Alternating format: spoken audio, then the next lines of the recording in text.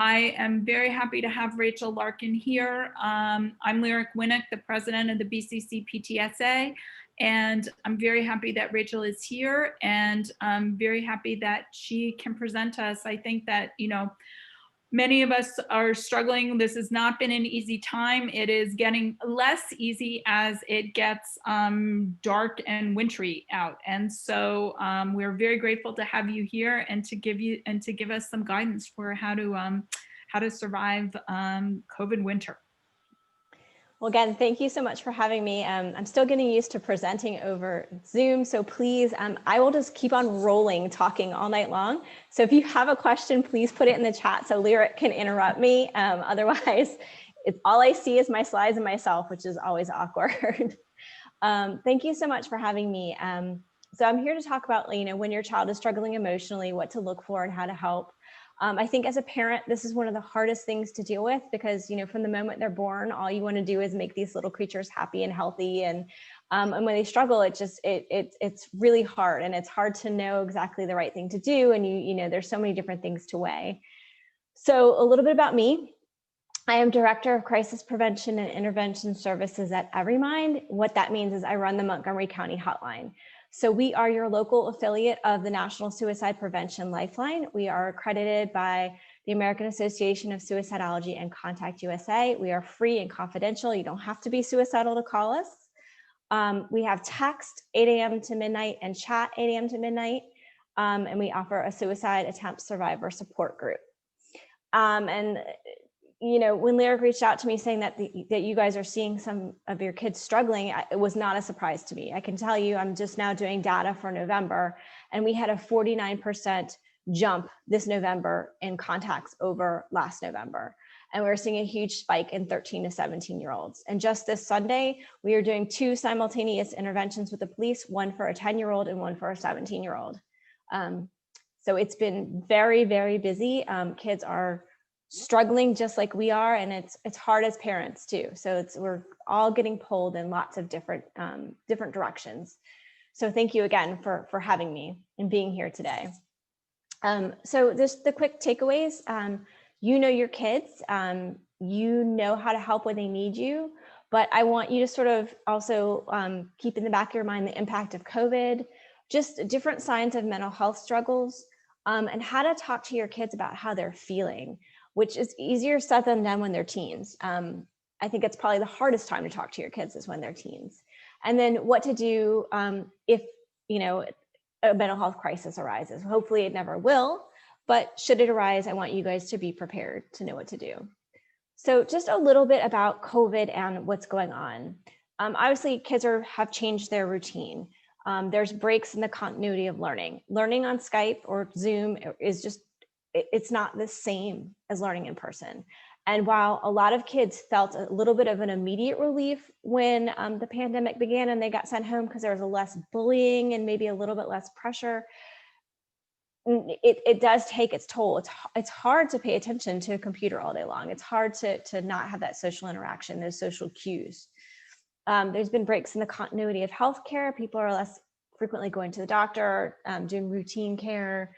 And kids are missing significant life events. And a middle-aged person such as myself might not think of missing homecoming or prom or things like that as a significant life event. But when you've been, gearing up for this and you can't wait for homecoming and you've been planning your dress and you've been planning the parties and the different milestones that you hear about in high school, when you miss that, you really do feel a significant loss.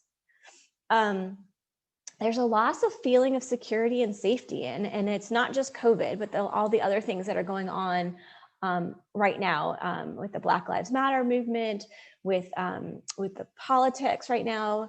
Kids are feeling very unsafe and unsure. COVID's impacting parent-child relationships as well. And a recent study in pediatrics from September showed that the frequency of daily negative moods increased for parents and children, and only 14% of families reported no hardships. So that means the vast majority of us are struggling on some level or another, a little bit each day. And it's okay, it's okay to be struggling right now. And we need to sort of normalize it and talk about it more. Because when we talk about it, then our teens will talk about it, our kids will talk about it. So we started lockdown a little bit later in the US, and our lockdown has looked a little bit different than other countries. But some studies of the lockdown in China, which was very restrictive, but was also a bit shorter, showed that depressive symptoms in kids increased 22% and anxiety symptoms increased 19%. And as an adult, we know that we have to take these precautions. We have to not be in school. We have to stay away from our friends to keep ourselves safe. But when you're a teen or a kid, not getting COVID is not the same emotionally as being afraid to get it, or being afraid a family member will get it or a friend will get it. So kids are dealing with a lot of fear and a lot of loss. They have lost their social connections, and they're afraid that grandma might get sick, or mom and dad might get sick, or a friend might get sick.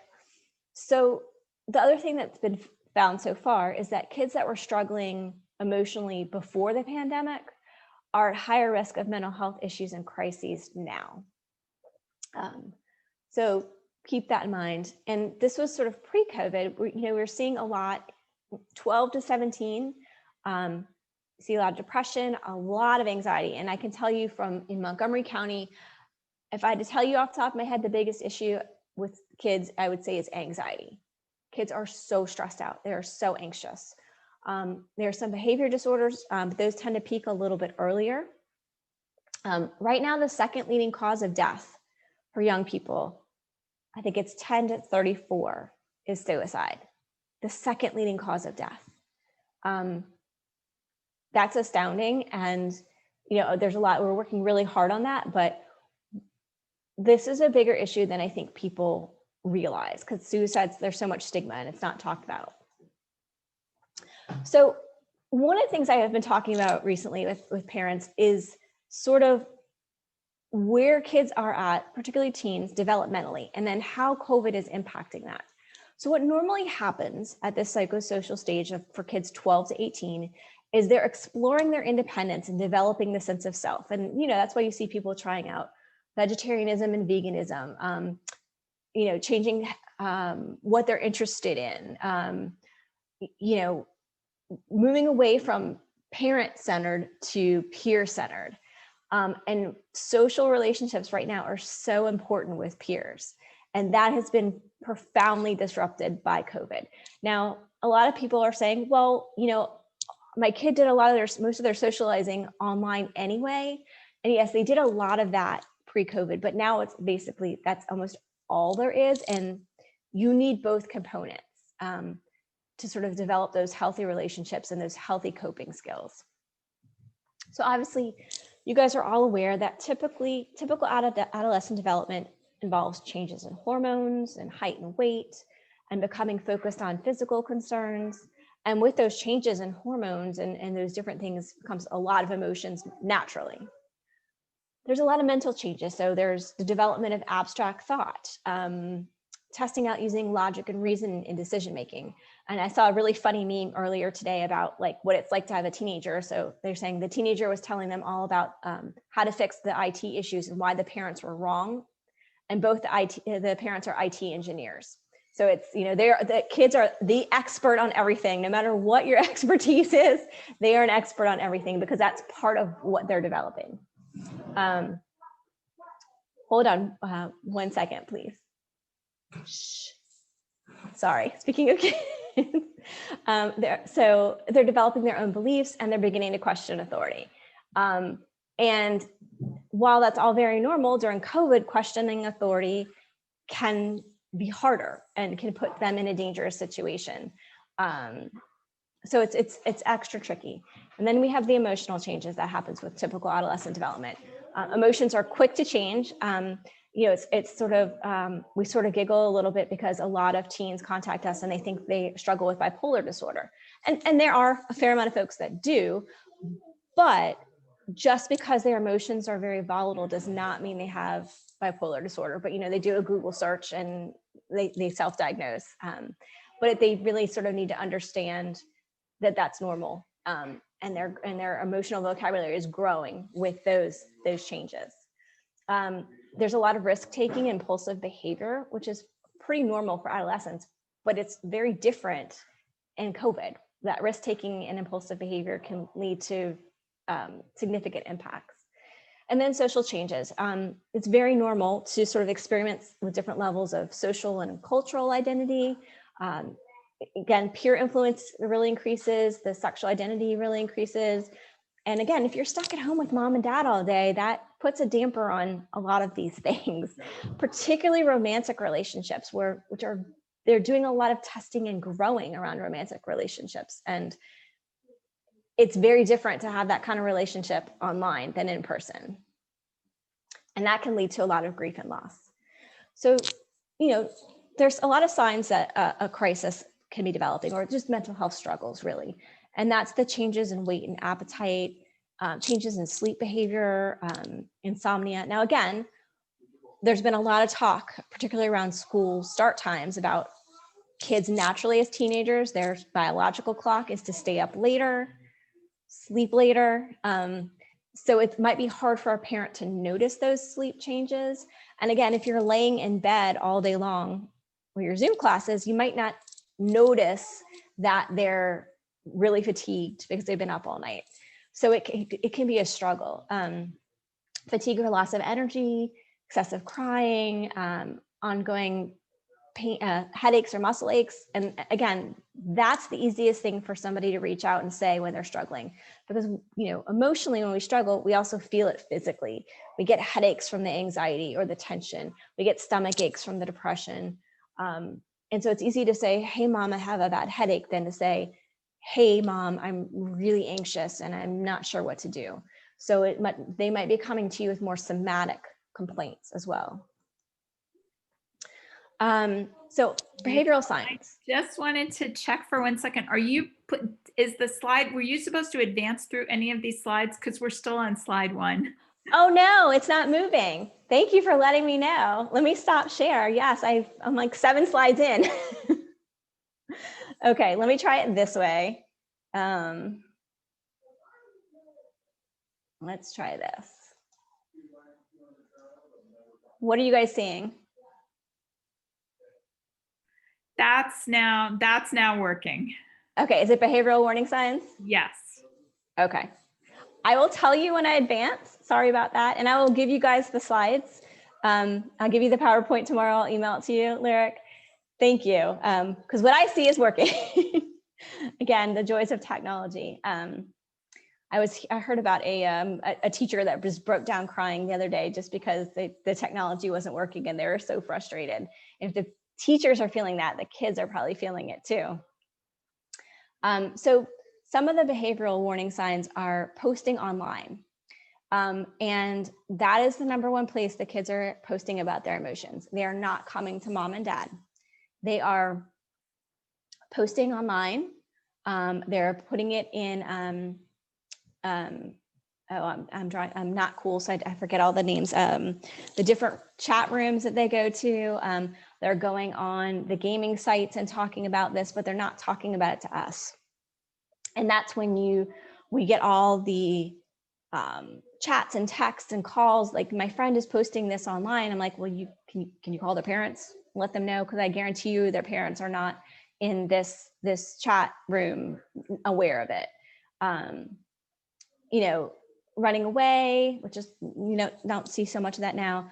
Non-suicidal self-injury or self-harm. So the cutting, the burning. But a lot of people don't recognize like punching walls or banging heads or picking fights as self-harming, but it is. If there's been a prior suicide attempt or somebody's actively seeking means, that could be a sign that a crisis is imminent. Okay. Do you see a slide about suicide? Yes. Okay. So not to alarm you, because the vast majority of people who think about suicide do not go on to attempt. And the vast majority of the people that go on to attempt do not die by suicide. But I do want you to take it seriously when a child mentions it.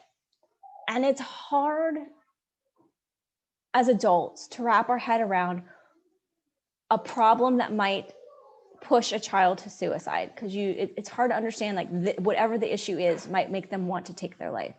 But it's really around about the emotions they're feeling. So I do want you to be aware and take it seriously that this can be a big issue for kids. And, you know, I was just on a call earlier with the state of Indiana and Tennessee and another state, and they were talking about how they've been losing, like they just lost a 10-year-old, 11-year-old, 12-year-old. So they're seeing a lot of even younger deaths. So we want people just to be aware of it. There's over 1 million suicide attempts in the US each year. Most of this data is from 2018. Unfortunately, with that suicide data, it takes several years to get it, and it's hard to get. But it is the second leading cause of death for 15 to 34-year-olds. And, you know, we think about, like, with peanut allergies, my son has a peanut allergy. Schools go to great lengths to make sure that kids don't get anaphylaxis. And we go to great lengths to do, make sure kids don't drive drunk. We don't do enough to talk about suicide and to prevent that. And the number one way to prevent suicide is to talk about suicide. It's actually a little bit easier than most people think. So I'll talk about that more later. Okay. Does it say the suicidal state of mind? Okay. So just briefly, again, it can be really hard when a child comes to you and says, I think I want to die. You know, everybody on my Fortnite group cut me out. I've been, you know, ostracized because of this. I can't go on. There's no point in going on. This makes me want to die. And you're like, what? You know, or, you know, I got a B+ instead of an A-, right? You're like, it's one test, but it's often more than that. That's usually the straw that broke the camel's back. And what's going on is intense emotional pain. And anytime anybody, no matter what age they are, is in intense emotional pain, it shuts down the logic part of your brain, the part of your brain that can solve the problem, can think through that this isn't a big deal, that can say, okay, well, tomorrow's another day. When we're in pain emotionally, we sort of revert back to a more primitive part of our brain, the amygdala, the hippocampus, which is the emotional center. And that's where we're sort of running from. And what happens is we believe that we can't tolerate or endure any more emotional pain. You feel very isolated, even if everybody's around you saying, I love you, you still feel isolated. You perceive yourself to be a burden on others. And there's a feeling that there's no way to escape that pain except by dying. And that's why talking and getting connected to Lifeline or Crisis Center professionals can really help, because you can sort of help chip away and work on keeping a person safe till their sort of emotional center subsides and they can get back to the more logical way of thinking. Okay, so what I'm going to do now is show you a brief video. So I'm going to stop my share and then restart my share, except it's stuck. Hold on.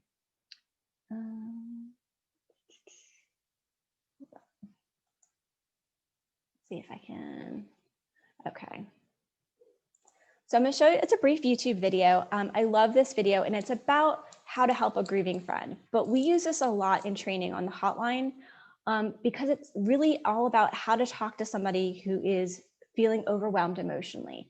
And it's very, very simple. And I want you guys to take this and to use it when you talk to your kids, because it's very simple, the way that you can really help them.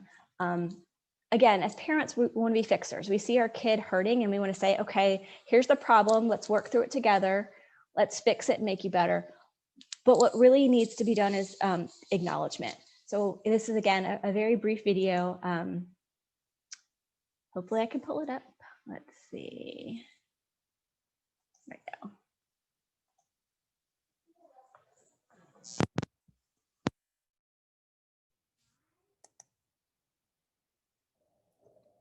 So what do we do about all the pain we see in the world? Yes, can you hear? All the pain we feel in our own lives. Okay.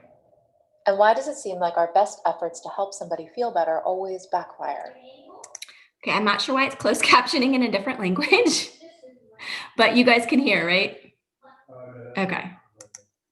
I've been studying intense grief and loss, baby death, violent crimes, accidents, suicides, and natural disasters. And I've learned something really interesting. Cheering people up, telling them to be strong and persevere, helping them move on, it doesn't actually work. It's kind of a puzzle. It seems counterintuitive, but the way to help someone feel better is to let them be in pain. This is true for those giant losses and the ordinary everyday ones. Educator Parker Palmer writes, "The human soul doesn't want to be advised or fixed or saved. It simply wants to be witnessed exactly as it is." He's talking about acknowledgement here. Acknowledgement is this really amazing multi-tool. It makes things better even when they can't be made right. For example, somebody's struggling. Their baby died, or there's been a bad accident, or their mom got sick, and they're just sad. It's way more helpful to join them in their pain than it is to cheer them up. But here's what we tend to do instead. You have 2 other children, you need to find joy in them. Or, you know what you need? You just need to go out dancing and shake it off. Or, I felt really sad once. Did you try acupuncture? We're not really sure what to do with someone's pain, so we do what we've been taught. We look on the bright side. We try to make people feel better. We give them advice. It's not like this is nefarious. I mean, we try to cheer people up because we think that's our job. We're not supposed to let people stay sad. The problem is, you can't heal somebody's pain by trying to take it away from them. Now, acknowledgement does something different. When a giant hole opens up in someone's life, it's actually much more supportive to acknowledge that hole and let pain exist. It's actually a radical act to let things hurt. It goes against what we've been taught. In order to really support you, I have to acknowledge that things really are as bad as they feel to you. If I try to cheer you up, you end up defending yourself and your feelings. If I give you advice, you feel misunderstood instead of supported. And I don't get what I want either, because I wanted you to feel better. It's pretty rare that you could actually talk somebody out of their pain. Rarely does the admonishment to look on the bright side actually heal things for someone. It just makes them stop telling you about their pain. It's so tempting to try to make things better. When somebody shares something painful, it's much more helpful to say, "I'm sorry that's happening. Do you want to tell me about it?" To be able to say, "This hurts," without being talked out of it, that's what helps. Being heard helps. It seems too simple to be of use, but acknowledgement can be the best medicine we have. It makes things better, even when they can't be made right.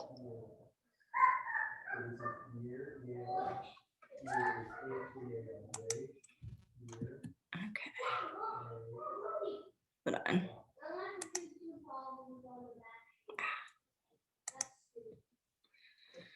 Okay, so any thoughts on that video?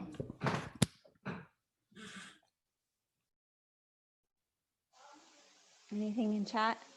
And yes, please, if you have thoughts, please feel free to put them in the chat. I can't overstate enough how little your teens want your advice or hear about how you were in a similar situation and got through it. What they need is to be heard and acknowledged. This is a bad situation. You're in a lot of pain. This is really rough. It does help. I guarantee you. It really, really does. One of the things I was, on another webinar recently, and they were saying that often parents don't go into their teens' bedrooms unless it's to like fuss at them about something or get them to do something or clean it up or call them to dinner, and that we should just pop in and say hi or comment on something like, "How's your Fortnite game going?" Or but that we should be sort of more of a presence in and out without without sort of like giving advice or telling them what to do. Encourage. Okay, so I saw there's something. Is there any place for encouraging words in addition to acknowledging?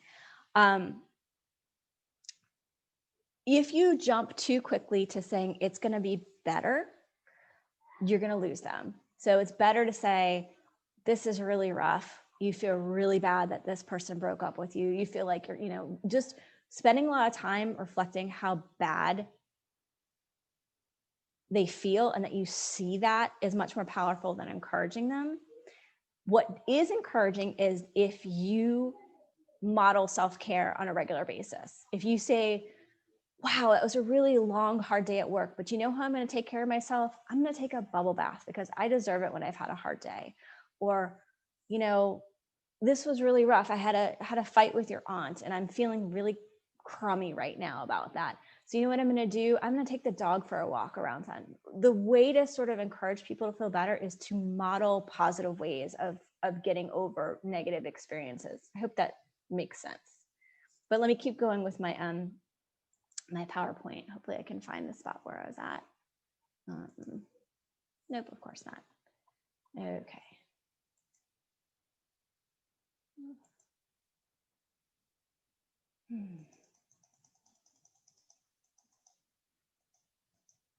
Sorry, I'm not tech savvy.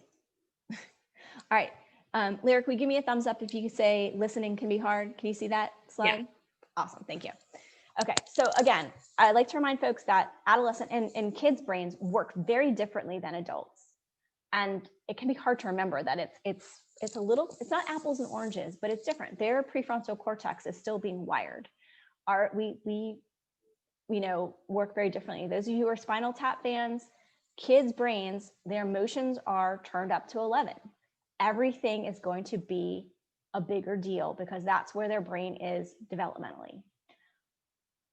Because of our vast life experience, which makes us competent, successful adults, we might not fully understand or relate to that issue. But it doesn't mean we can't relate to the emotional pain because we've all been there. I mean, nobody's gone through life perfectly happy and never having a bad day. So we can relate to the emotion, even if we can't relate to the fact that they got kicked out of the Discord server group, right? Again, the emotion is the same. We have to hold back on that urge to cheer them up, which is so hard. And this is my day job and I struggle with that as a parent when my kid is down. I mean, my kid had a hard day at school and I just wanted to be like, that mean kid, how awful it was. And he got past it like 3 seconds later, just with me reflecting like, that must've been rough.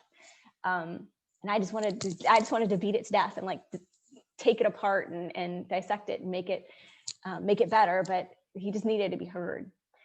So we need to be patient and we need to acknowledge their pain and acknowledge the situation is rough and hard and they might feel stuck and they might feel like there's no hope. And we encourage them just to take it one day at a time or 1 hour at a time.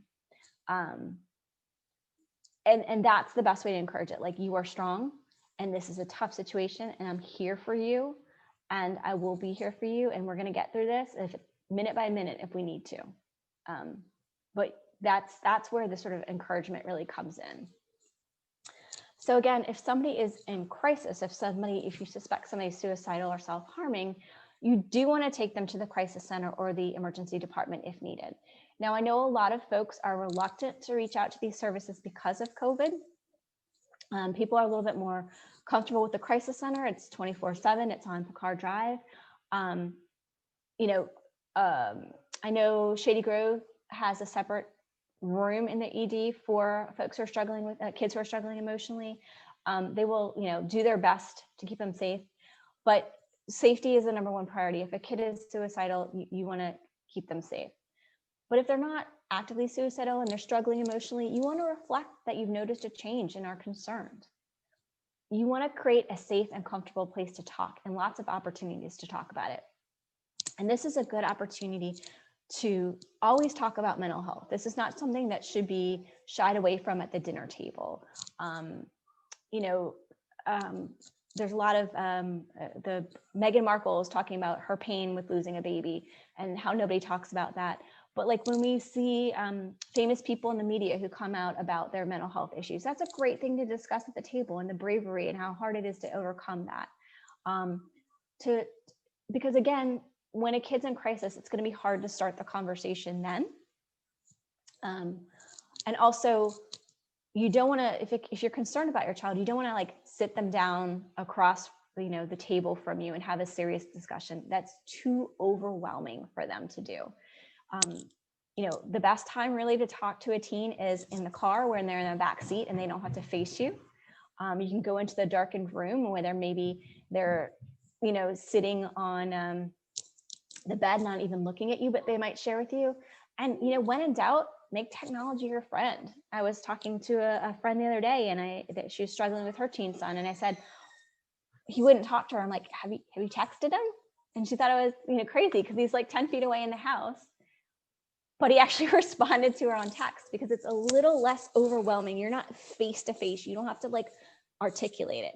There's something that we see on chat and text. It's called the disinhibition effect, where we will hear like within the first 2 minutes if somebody's suicidal, if they've been sexually assaulted, if they're self-harming, which even on the phones, even when that's not face-to-face, it takes people a little bit longer to open up, but they might have been seeing a therapist for a year face-to-face and not told them, but they'll tell us in 2 minutes because, excuse me, I'm gonna get some water, because they're not face-to-face. It's not that overwhelming feeling because it's just, they're typing it out.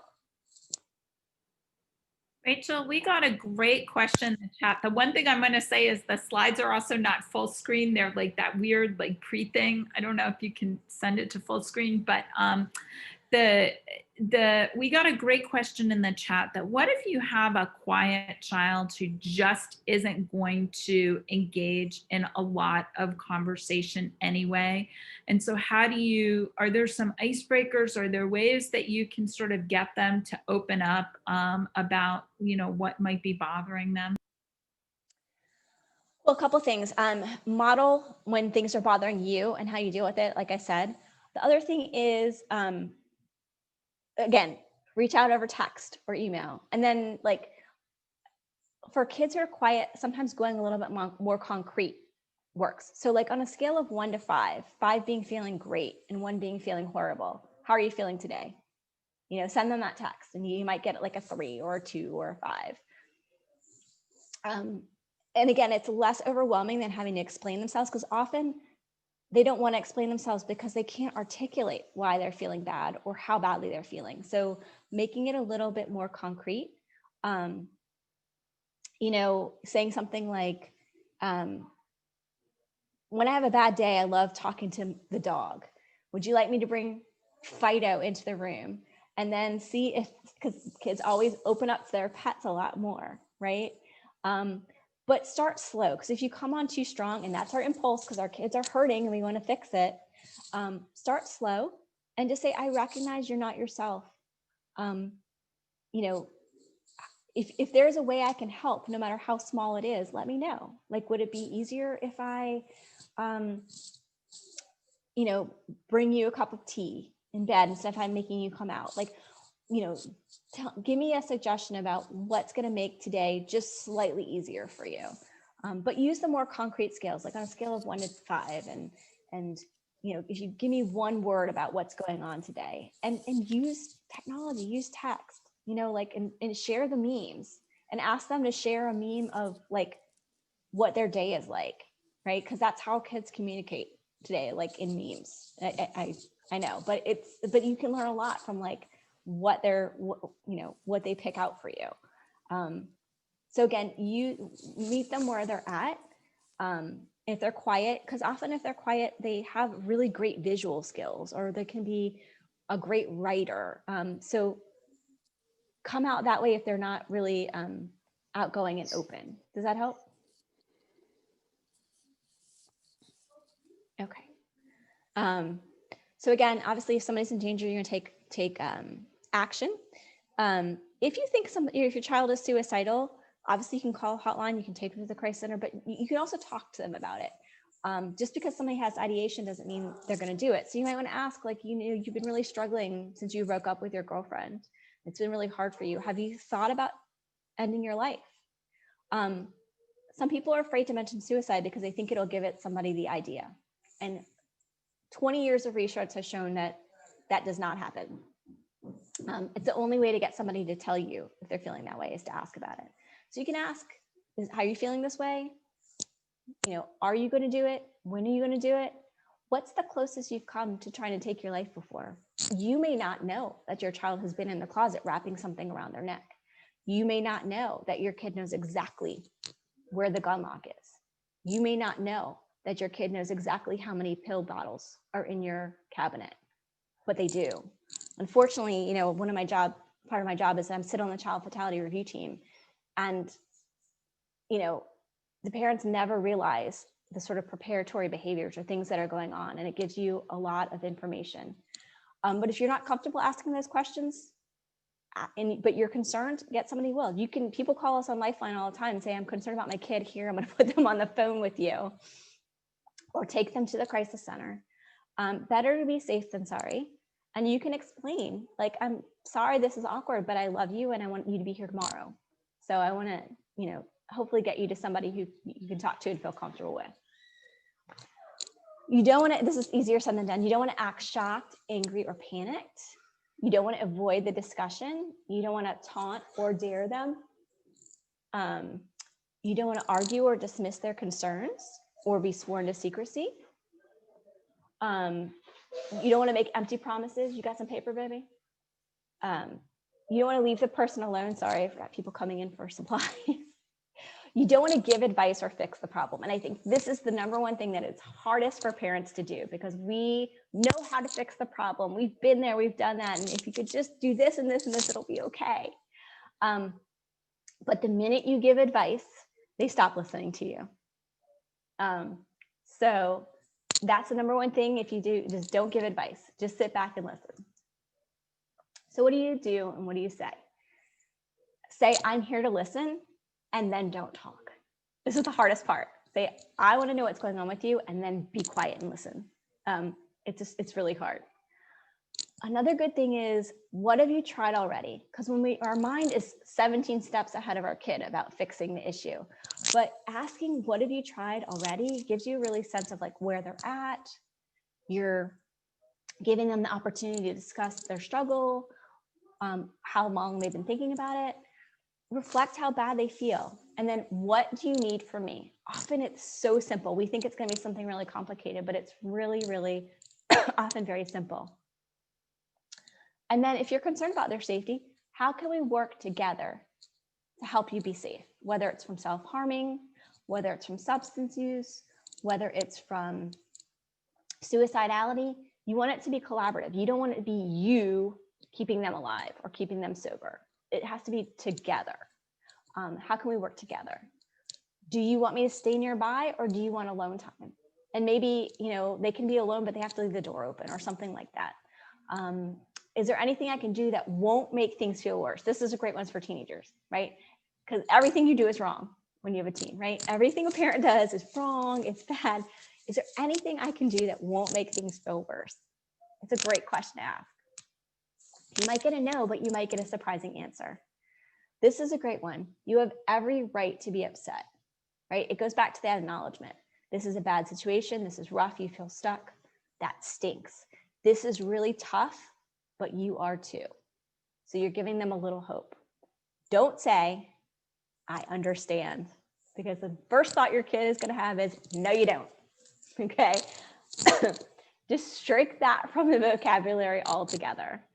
Please don't say when I was your age. Life is completely different from when we were young. We have maybe the exact same experience, but to them it's so different. So you relate to the emotion, maybe not the situation. And please, please, please never say it's no big deal. If somebody's in pain over something, it's a big deal to them, and telling them it's not a big deal is not going to make them feel better. It's going to make them stop telling you that they're feeling bad. So one of the things that we have heard a lot about from kids is that parents are punishing them by cutting off their electronics, their screen time. And what I can tell you is that pushes kids into a full-blown panic. Their only connection with their peers, their successes in school, they feel a lot of sense of achievement when they're playing their online games is from that. So if you need to punish, find other ways to punish. And again, maybe it's reducing it. Maybe it's only certain times during the day. Maybe it has to be in the den, something. But when it's all or nothing, when it's cut off, that makes a child feel very hopeless and overwhelmed. Don't minimize your child's experience or feelings. And then find ways for them to feel like they make a difference. Because right now, a lot of kids feel stuck and feel very like impotent. They can't do anything. They're stuck in school. They can't see their friends. So what can they do? And they, again, we talked about where they're at developmentally. They're stuck at home with their parents, which is, opposite of what they need to be doing developmentally, but we can find new ways to explore what they're struggling with. If they want to try vegetarian cooking, let's get some cookbooks. You get in the kitchen, let's do it together. Let's try this. If they want to try new, try dressing differently, let's look at makeup tutorials online. If you want to have this kind of style of makeup, let's try to find some new clothes, or let's explore some new music. Encourage their growing identities any way you can from the confines of COVID. And encourage healthy coping. Kids are really, exercise is so vital to staving off depression and anxiety, and we're not getting enough of it. I can tell you, I've been sitting in this chair since 7:30 this morning. It's not good for us. We need to get out. We need to stretch our legs. We need to encourage our kids to do that. And also, the more you lay around in bed, the tireder you are. So if you've been laying in bed for 8 hours on Zoom for school, you're not going to have any energy, but you got to get up and you got to walk the kid around the dog around the block. You got to have a dance party with your little sister, anything to get the blood pumping. And that makes the biggest difference for anxiety. It's sort of, the more exercise you get, unless you have somebody with, exercise issues, it sort of burns off some of that anxiety. So we really want to encourage that and model that too. Like, whew, I'm stressed, I'm fatigued. Let's go take Fido for a walk around the block. It's gross out right now, but let's play flashlight tag. I had forgotten about that. So to one of our neighbors, said, let's get the kids outside playing flashlight tag. They've been in front of the computers too long. Masks on, but they're all running around outside with flashlights. It's a great, thing. It's silly. People can enjoy. Just want to remind you that kids are super resilient. And when they encounter difficulties, they learn from them. It makes them stronger as they age. They can thrive and they'll be more mature and they increase their confidence. So don't get discouraged. It's all part of the learning experience. It's just a little harder now because of COVID. Again, coping skills are huge. We need to model them. Maybe as a family, we could learn a meditation or a deep breathing. Maybe we can have a coloring contest. I mean, it sounds silly, but silly things, make a difference right now. Help them develop relationship skills. Like if you're having trouble with your spouse, maybe you and your spouse can model working through a problem like that they can take back with their significant other. Model problem solving. Talk about failure or loss as a learning experience. That's huge because, again, we are in a very high achieving county. BCC is a very high achieving school, and failure is the big F word, right? So talk about failure, talk about the, times where maybe you didn't get the best grade or something didn't work out or you lost that job and how you overcame it. And again, it's not like, this is how you do it, but like, I really struggled with this once and I felt like I would never, ever get this kind of job again, but it was really hard for a long time, but eventually I did. And this is what I've learned from it. It should be kind of an ongoing discussion that, failure is part of growth. Discuss breaking down problems into manageable parts and solving them together. All this is really good modeling for when kids are struggling. I want to let you know about this really great website that the county has. It's called Be the One. It's for suicide and addiction prevention. And it's information about how to help a loved one or yourself. It's really great for kids. We actually built it a long time ago, a bunch of middle-aged folks, and we had some teens tell us it wasn't user-friendly. So we had like an 18-year-old like rebuild it for us one summer, and it's great. Kids like it. It's really useful for parents too. There's lots of information. So I definitely highly recommend checking out BeTheOne.org when you guys have a moment. So also, if you don't mind, I know we have a few minutes left for questions, but if you could take a second to take the survey about this presentation, just hold up your phone to this little square and it'll automatically give you a SurveyMonkey option. If you can just sort of open that up now and then take it when we're done, I really appreciate it because the survey helps my boss and I know what you guys want and how to provide these trainings in the future. And I just want to remind, I originally put this on here when I was doing a presentation for kids, but now I need to remind parents as well. almost everything will work again if you unplug it, even for a few minutes, even you. And that's a good reminder with social media and all the time we spend online, that they'll be okay, because fear of missing out is real. So even 5 minutes can be stressful, but it does make a difference. So thank you so much. I have a few minutes for questions. I hope this is helpful to you guys. I just also want to remind you that the holidays are coming up, and I want to strongly encourage you to grieve if the holidays look different for you and your family this year, to try out some new traditions. And also, if you're having some sort of Zoom or big gatherings, I really want to encourage you to have folks not focus on kids' relationship status or their grades. That's the number one we think. Kids are really apprehensive about the holidays because grandma and auntie are going to ask about if they're dating anybody or how they're doing in school and what they're going to go to college. And that's already huge topics of stress. So maybe, when you have Christmas, you can talk about, hey, Sarah has taken up knitting and it looks great. Can she show you this knitting thing on the Zoom? Or look, John just made this really cool new recipe for cornbread stuffing. Look at how great it is. Try to direct the topic onto something different, because that's the number one thing we're hearing from the kids around the holidays. It's like, I'm already stressed out about school and I don't need grandma asking me about my GPA. So just a couple of quick tips there. All right, any questions? Yes, thank you, Rachel. We have 2 great questions in the chat to start, and please post more, anyone who wants to. How do you tell the difference between boredom or depression in a kid who's quiet and low energy to start? It's hard. And I'd ask straight out. And again, I would use those scales. Like, are you just kind of feeling blah, or are you feeling sad? And can you distinguish between that? And again, on a scale of, 5 being great, 3 being blah, and 1 being horrible, how are you feeling today? And then ask several times a day, because what they might just be feeling blah and low energy, and we're interpreting that as depression. Or a lot of times we don't even see the depression because that's masked by a bunch of other things. So it's really great to help your kids identify, and they might not even know. So you can go online and find depression scales and say, hey, you're not sure how you're feeling. Let's look at this together. How do these questions? There's the Beck Depression Inventory. You can find it online, and you can ask, go through the questions together. How are you feeling? Because they might not know. They just don't feel right. And you notice things and they notice things, but they don't know how to articulate it. They don't know how to put a name on it. They might be scared of being diagnosed. So. Okay.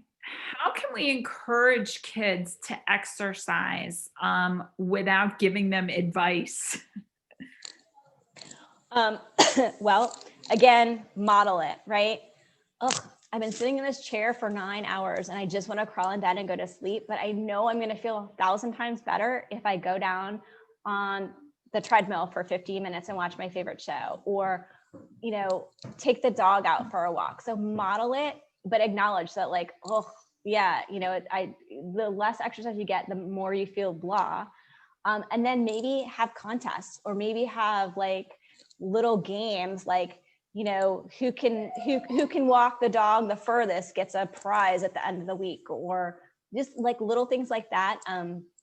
Or maybe if they, want some new expansion pack on their games, look, if you take, Rufus out every day for half an hour, I'll chip in towards this expensive expansion pack on your game, or whatever it is whatever it is they want. Again, it's encouragement, the rewards, those sorts of things, but again, and also modeling it. How do you go about encouraging or raising with teens the idea of participating in therapy if they don't want to go or they're reluctant and they say Mom, no way, roll their eyes? Okay, so it seems like that might be kind of overwhelming for you. What do you think is going to happen when you're sitting in that room with somebody or sitting on Zoom with somebody? What do you think is going to happen? Why? What are you scared of? Or what are you apprehensive about? Don't say scared.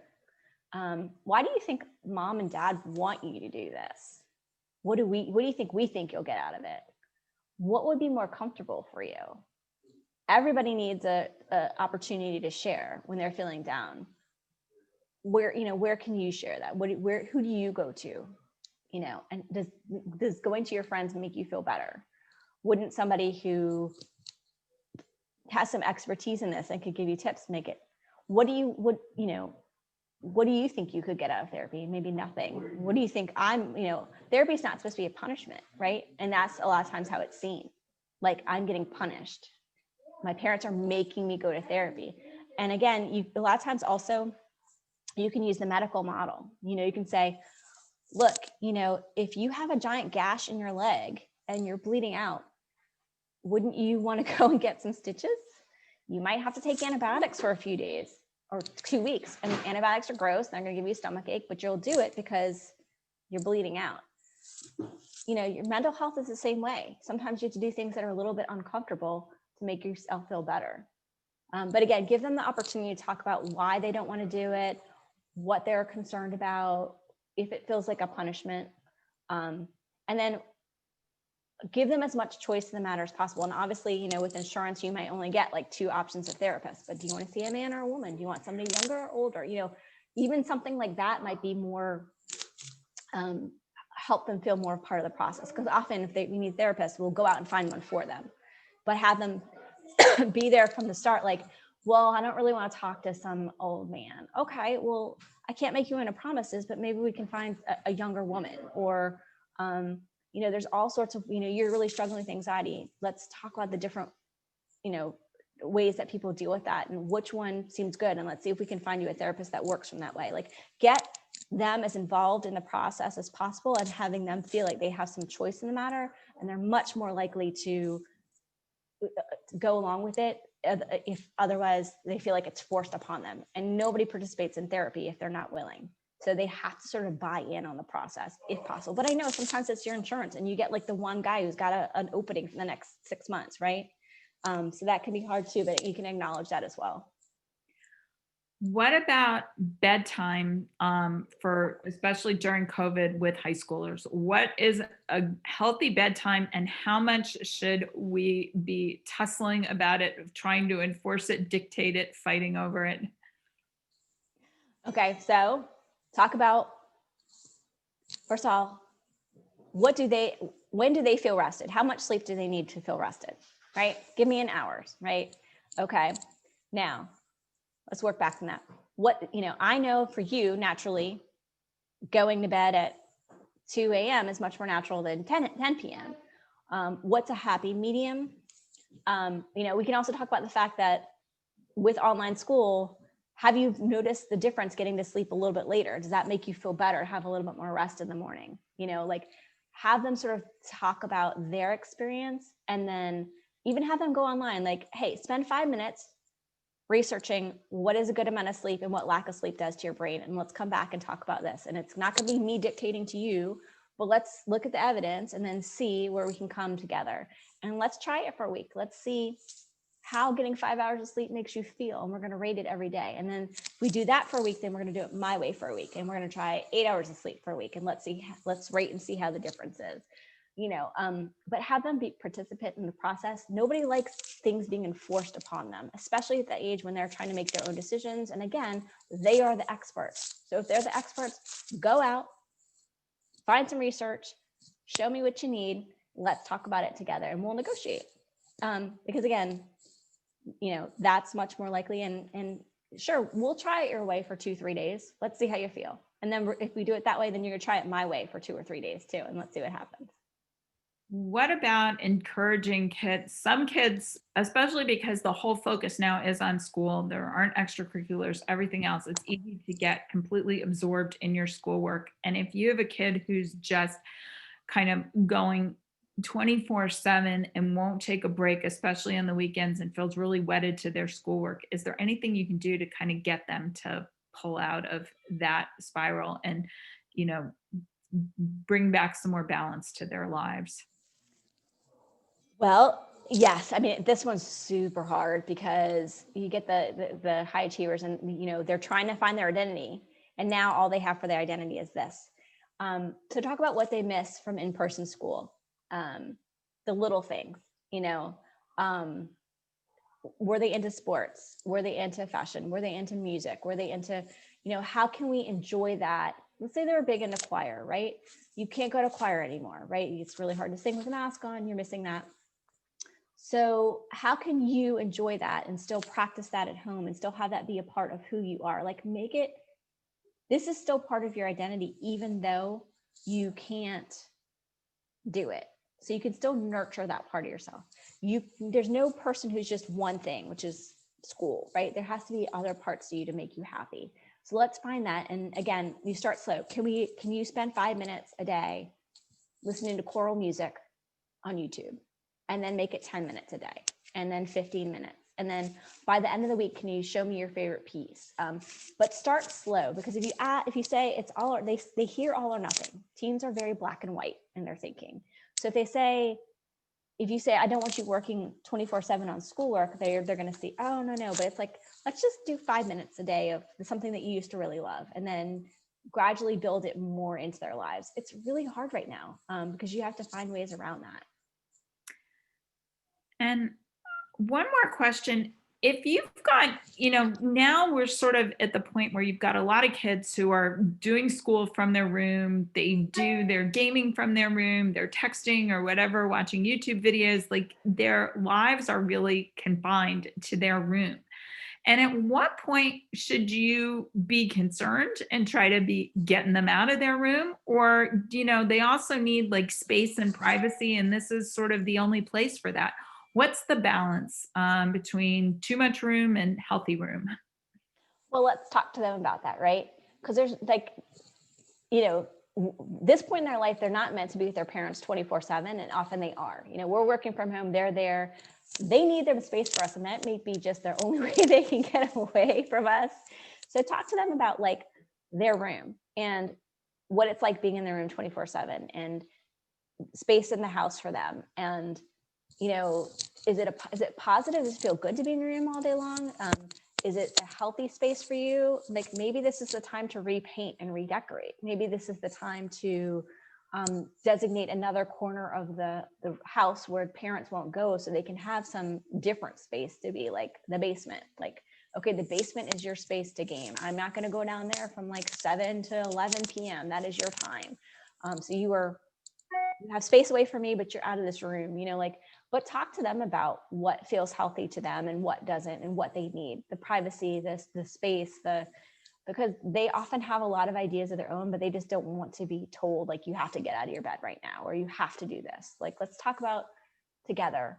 You're stuck in your room a lot, and that kind of seems like that stinks, right? So what can we do to make you feel comfortable in another part of the house, or comfortable not having to be around us all the time, or your little brothers and sisters, because it's a lot to have to be with family 24/7. It's not natural. You can talk about that. Just not normal. It's hard for spouses to be together this much, right?